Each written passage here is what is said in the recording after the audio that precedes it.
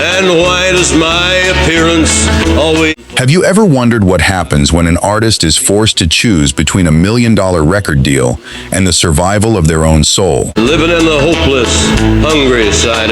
In 1976, an executive in a tailored suit stood in a glass office on Music Row and told a penniless singer that his voice was too rough for the radio. Less than 24 hours later, about the road to happiness, that same singer pawned his last acoustic guitar to buy a one-way ticket out of town, leaving behind a blood-stained notepad on the studio floor. It's the same old tune. He did not know it yet, but the song written on those crumpled pages would sell over 1 million copies In the same way for years. and force the men who rejected him to change the rules of American music forever. She finally got it made. Welcome to Country Corner. Here, we dust off the records history tried to bury, I don't think Hank done it this way. telling the raw, unfiltered stories of the legendary voices and forgotten soul pioneers who sacrificed everything for the music they loved. Tonight, we look back at the original rebels, the renegades, and the heartbreaks behind the outlaws who fought Nashville and won. The untold 1970s war. Number 10.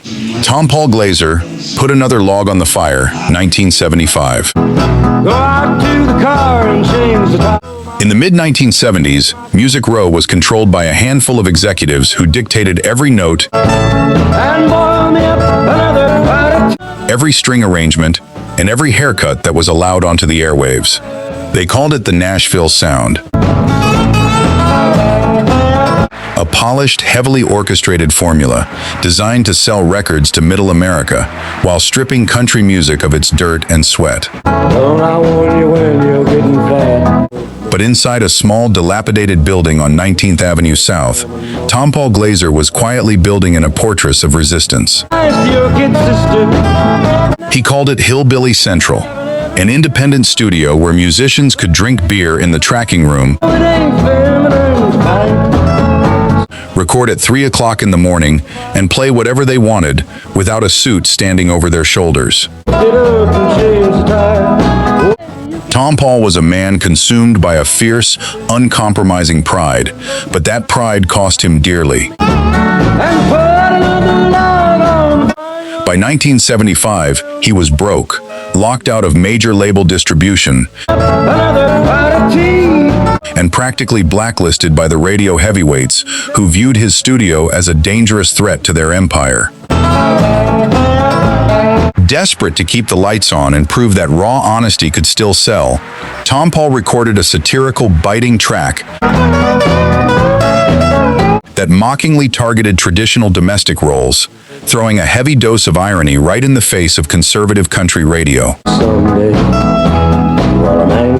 Major label heads predicted the song would ruin him permanently, Don't I take a drive and ever but when independent disc jockeys started spinning it off bootleg tapes, the response was immediate and overwhelming. put another log on the fire. The track climbed into the top 10, proving that an artist could record on his own terms, in his own sanctuary, and still conquer the charts. Jeez, come on, baby, you can fill my What most people never knew is that Hillbilly Central was actually the very first place where Waylon Jennings babe.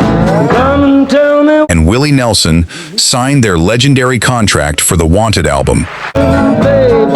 Come and tell me. making Tom Paul's dirty little tracking room the true, physical birthplace of the entire outlaw movement. That you washed home today. He risked his livelihood to build a refuge for broken artists, proving that freedom was worth more than a comfortable record deal. Woman, more than that.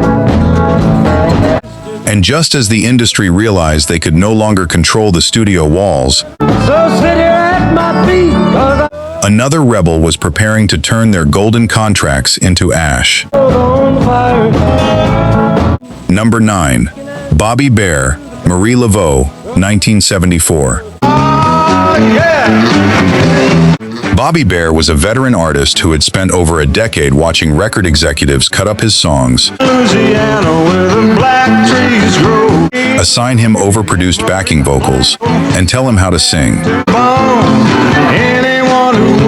He was tired, disillusioned, and on the verge of walking away from the business entirely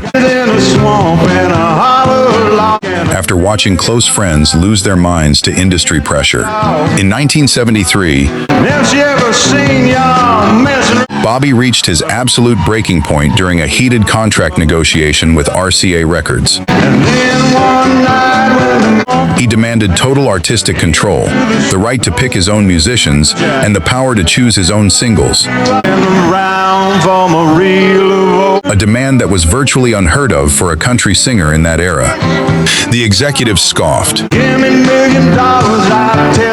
convinced that a singer without a producer was a ship destined to sink, left with no alternative. Bobby took a massive gamble on a strange, theatrical song about a New Orleans witch doctor, written by a poet whom Nashville considered far too bizarre for mainstream radio. He cut the track live in the studio with minimum takes, capturing a dark, humorous energy that broke every rule in the Nashville playbook. When the record company heard the finished product, they refused to promote it, assuming it would fail miserably, and forced Bobby back into submission. Instead, the song blew up on local stations, driven by listeners who were hungry for something unpredictable and real. It raced all the way to #1 on the Billboard country charts, making it one of the most unlikely hits of the decade, and officially opening the door for artist autonomy in Tennessee. Yet few fans realized that Bobby Bare was actually the very first person in country music history to officially gain total creative control in his contract, paving the legal path that Waylon and Willie would walk through just months later. He risked his entire career on a song about a swamp queen just to prove that an artist's vision should never be compromised. But while Bobby fought his war in the boardrooms, another legend was fighting a battle against his own spiraling mind. Number 8. David Allan Coe, You Never Even Called Me By My Name, 1975. David Allan Coe walked into Nashville carrying a rap sheet, a prison record, and a chip on his shoulder the size of the Grand Ole Opry. He spent his early years in town sleeping in a red hearse, parked outside the Ryman Auditorium, living on canned beans and playing for spare change, while mainstream music executives actively warned people to stay away from him. He was branded an unmarketable criminal, a man whose voice was too abrasive and whose past was too dark for the pristine image Music Row wanted to project. He was rejected by every major label in town, ridiculed for his flamboyant costumes and harsh demeanor, leaving him deeply embittered and penniless. Driven by a desire to mock the rigid formulas of mainstream country songwriting, It was not the perfect country and western song because David recorded a song that explicitly poked fun at every single cliché the industry held dear. my friend had written the perfect country and western song. From rain and trucks to prison and getting drunk, he openly declared on the track that it was the perfect country and western song, Got out of prison. delivering the lyrics with a mixture of brilliant satire and unmatched vocal power. But before The industry expected the audience to reject such an overt insult to tradition, but the fans saw through the sarcasm to the brilliant performance underneath.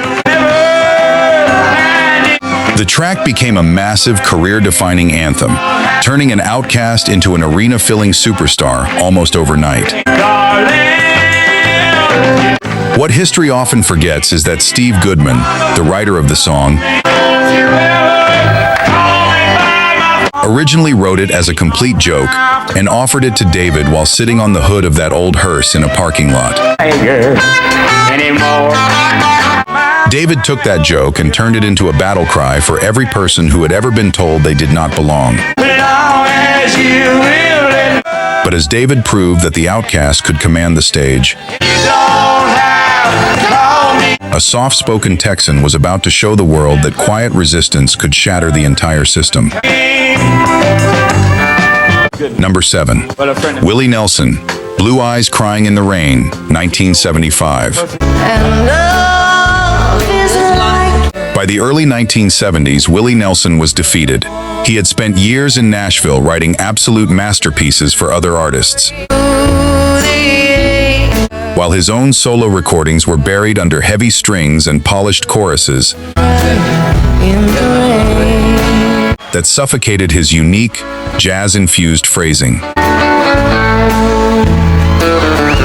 Depressed, broke, and convinced he would never succeed as a performer in Tennessee,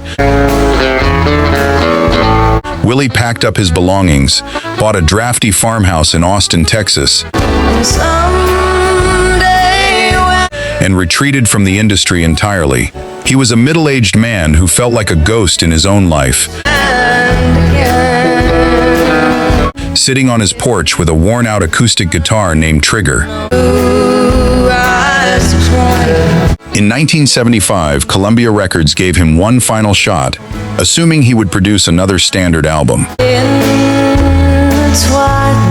Instead, Willie handed them a sparse, concept record that sounded more like a parlor tape recorded in an old living room than a modern studio album. The song that anchored the record featured nothing more than a simple acoustic guitar, an acoustic bass, a harmonica, and Willie's fragile, trembling vocal. When the record executives heard the finished track, they were horrified. They openly called it cheap, unfinished, and a demo tape that would ruin the label's reputation, actively trying to shelve the project before it ever saw the light of day.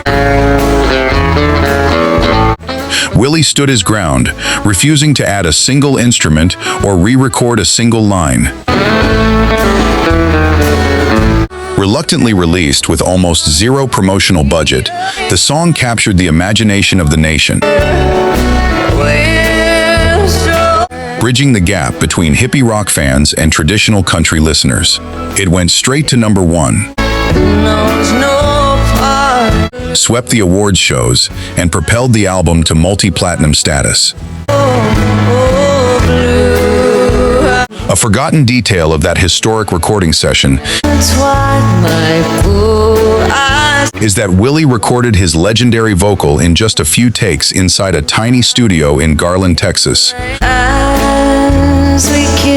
far away from the eyes of Nashville executives who were desperately trying to stop him. He proved that simplicity and soul would always triumph over money and gloss. Number 6. Johnny Paycheck, Take This Job and Shove It, 1977. You can take this job and shove it. Johnny Paycheck was a man who spent his whole life walking on a razor's edge. Born Donald Lytle, For now, 15 years. he had spent years bouncing in and out of military brigs, hard labor camps, and homeless shelters, All the good folk died. They had a lot of beer. carrying a terrifying temper and a voice that sounded like crushed gravel mixed with pure heartache. This job and shove it. I ain't By the mid-1970s, Nashville considered him completely toxic. He was living hand-to-mouth, Don't you try and stop me. heavily indebted to loan sharks, and routinely banned from studios He's rigged. because producers were afraid he would start a fistfight during tracking sessions. Boy thinks he's cool. Label executives wrote him off as an unmanageable wash-up Till I get the nerve to walk up to him. whose chaotic lifestyle made him a liability to any record company. But behind the wild brawls and public arrests Took all the reason. was a singer who intimately understood the crushing weight of blue-collar struggle. Take this job and shove it. In 1977, he cut a blistering, furious anthem that gave a roaring voice to every underpaid, overworked American I'm walking out the door. who had ever wanted to slam the door on a tyrant boss. Delivered with an unmatched, venomous grit, Well, I've been working in this back. the track sounded less like a commercial single and more like an actual riot breaking out on the factory floor. I've seen a lot of good folk die. Record executives were terrified of pushing a song with such explicit, anti-establishment rage, Take this job and shove it. fearing corporate sponsors and radio networks would boycott their label entirely. You try and stop it. But when working-class listeners heard it on late-night radio, it became an immediate pop culture explosion,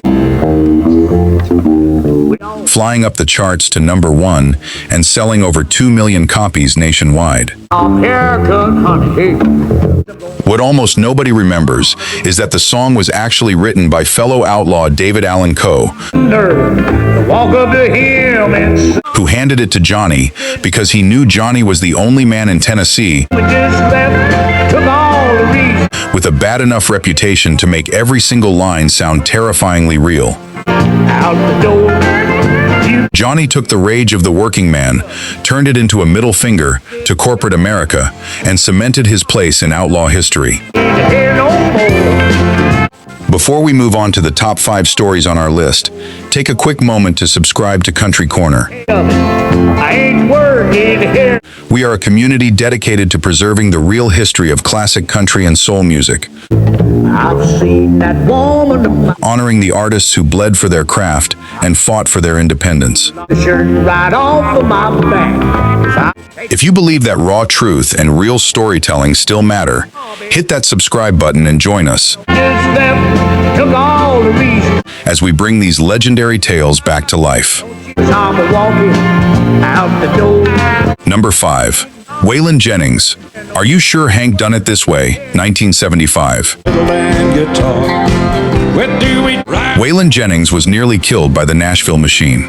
By the early 1970s, he was sick,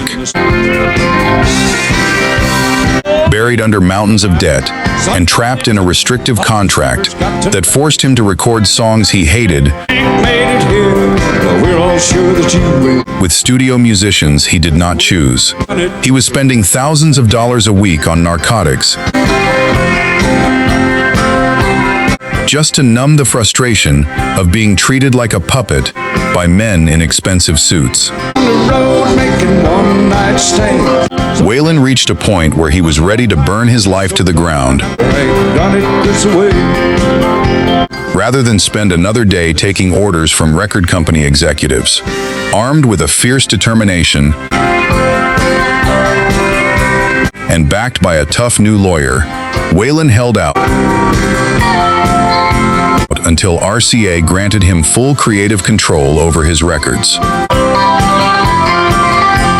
To celebrate his newly won freedom, he wrote a driving, hypnotic song that directly attacked the state of country music, asking if the legendary Hank Williams would ever have tolerated the polished, soulless drivel being played on the radio. Somebody told me when I first met The song featured a thumping, rock-infused beat, distorted electric guitars, Hank done it this way. and a vocal that sounded like a man swinging a sledgehammer at a brick wall. Country traditionalists were scandalized, claiming the track was an insult to the heritage of the genre and far too loud for country radio. No time just so I'll understand. Waylon did not care. He released it anyway, and it surged to #1, becoming the absolute definitive anthem of the entire outlaw movement.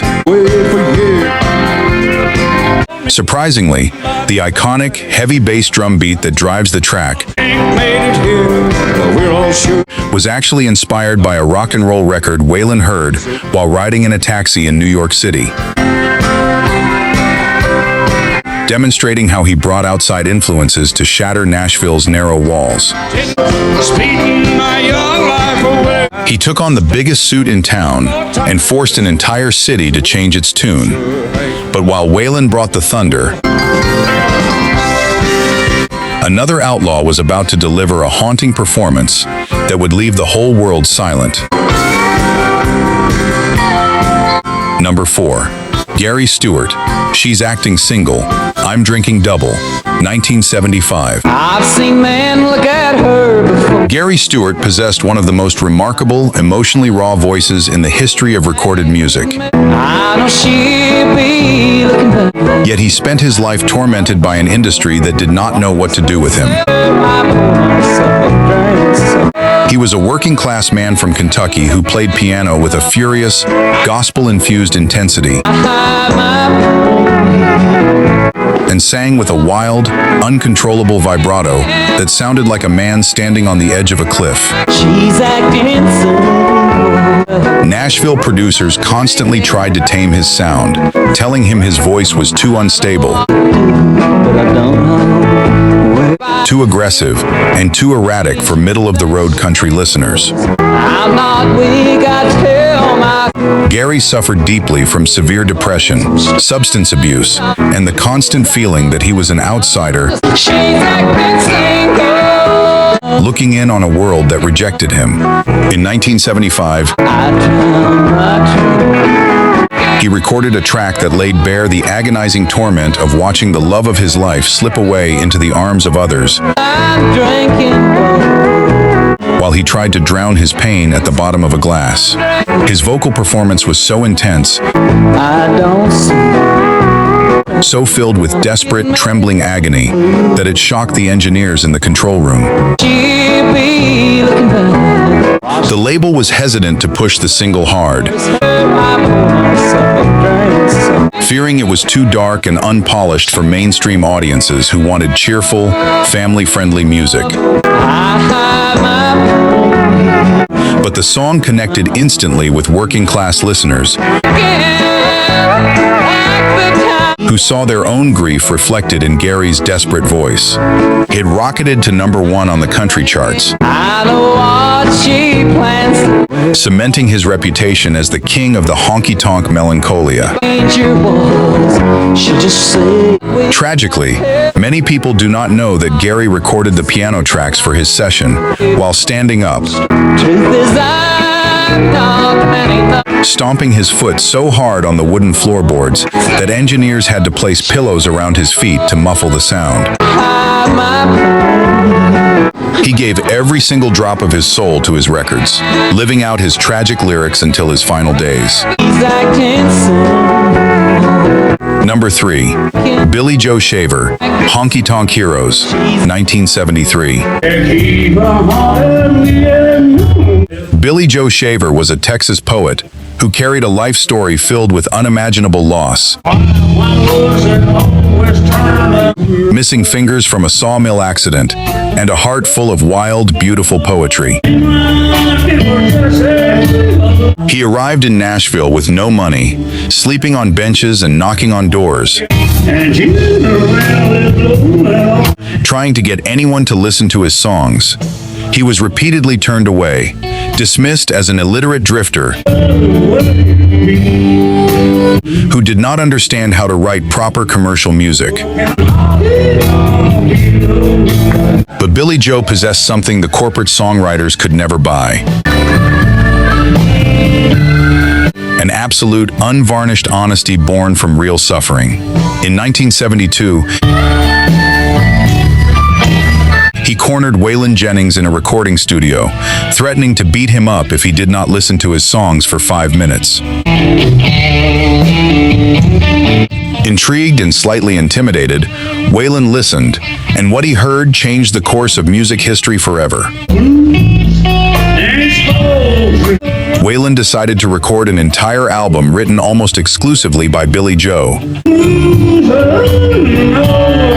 anchored by a roaring title track that captured the spirit of the lost souls, drifters, and wild men roaming the Texas highways. Music executives tried to stop the project, believing that an album filled with songs written by an unknown, rough-around-the-edges drifter was a commercial death sentence. The album was released to massive critical acclaim, completely redefining what country music songwriting could be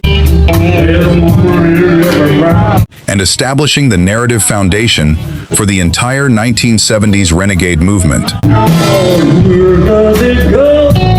What remains one of the most shocking facts in country music history is that Billy Joe actually lost 2 fingers on his right hand in a lumber mill accident long before he ever made it to Nashville, forcing him to teach himself an entirely unique way to hold a guitar pick. He turned his physical and emotional scars into the very backbone of a musical revolution. Number 2. Guy Clark, LA Freeway, 1975.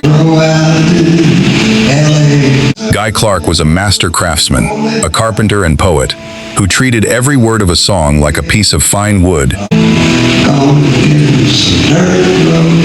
that needed to be hand-carved and sanded to perfection. In the early 1970s, he found himself trapped in Los Angeles, trying to survive in a city he hated while working a soul-crushing job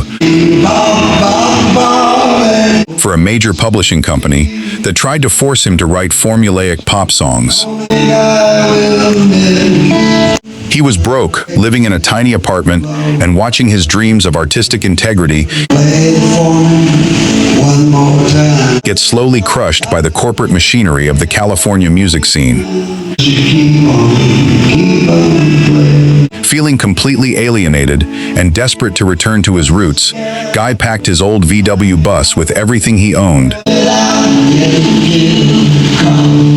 grabbed his wife Susanna, and fled the city under the cover of night. On the road out of town, he wrote a breathtakingly poetic anthem about pulling up roots, escaping the smog and concrete of a soul-killing city, and reclaiming his personal freedom. When he finally arrived in Nashville, label heads told him the song was too folk-oriented, too quiet, and lacked the polished hooks needed for heavy radio rotation. Guy refused to alter his delivery or let a producer add unnecessary commercial fluff to his acoustic arrangements. When the song was finally released on his legendary debut album, it became an instant classic, embraced by outlaws, poets, and everyday people who dreamed of leaving their own cages behind. A remarkable detail that few know is that Guy actually wrote the famous lyrics to the song on the back of an old burger wrapper while sitting in a stalled car on a clogged California freeway. He showed the world that true freedom often begins with the courage to walk away from everything you thought you needed. Number 1. Johnny Cash, Man in Black, 1971. And white is my appearance. By the dawn of the 1970s, Johnny Cash was an international icon. I wear the black for the poor and the... But behind the fame and fortune was a man who had walked through the deepest valleys of addiction, for the prisoner who has long... divorce, personal guilt, and profound sorrow. He had watched close friends die young, Or listen to the word... seen the devastating impact of the Vietnam War on American youth, Why you think he's talking straight to you? and witnessed the brutal, systemic neglect of the poor, the imprisoned, Our streak of lightning cars and the Native American communities across the country. there ought to be a man in black. Mainstream television executives and record label leaders constantly pressured Johnny to tone down his political statements, Cold.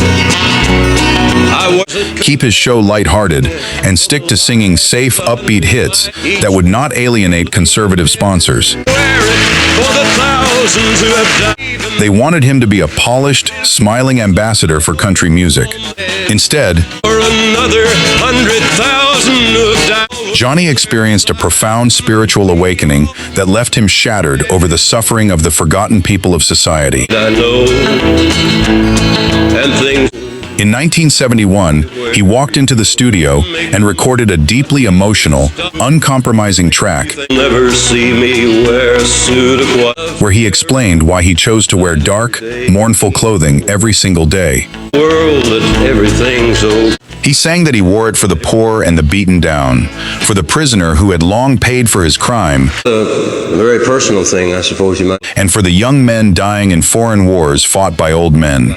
The performance was not just a song, Well, you wonder why I always. it was a deeply emotional confession from a broken man standing in solidarity with the oppressed. My appearance always have a for the thing. Executives at his label were terrified, worried that such a stark, politically charged song And the beaten down. would turn off his core audience and damage his lucrative television career. Who has long paid for his crime, but Johnny did not care about his career. He cared about the truth.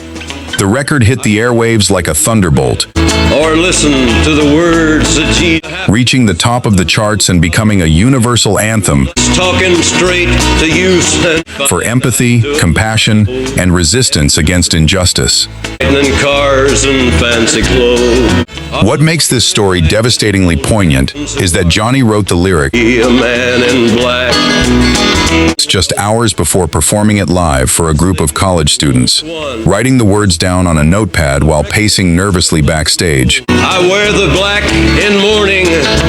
wondering if the crowd would hate him for being so raw. Yes, I wear it for the thousands. He risked his entire commercial empire to give a voice to those who had none, I wear it for another 100. proving that the greatest renegade of all was the one who fought for the souls of others. There's things that never will be right. The 1970s proved that when artists stand together and refuse to sell their souls, To make a few things right. even the most powerful corporate machines in the world can be brought to their knees. To tell But as we look back at these 10 legendary battles for creative freedom, one question remains for the true lovers of classic music. the black for the poor and the beaten down. Which of these incredible rebels do you think paid the absolute highest personal price for their independence? For his crime, but still is there because And is there any artist today who carries that same fearless spirit? Let us know your thoughts in the comments below. words that Jesus said. Do not forget to like this video, share it with someone who loves real music, Jesus and me. Well, we're and subscribe to Country Corner so you never miss another deep dive into the legendary history of country and soul. so we're reminded of the ones. Thank you for watching, and we will see you next time, right here at the corner.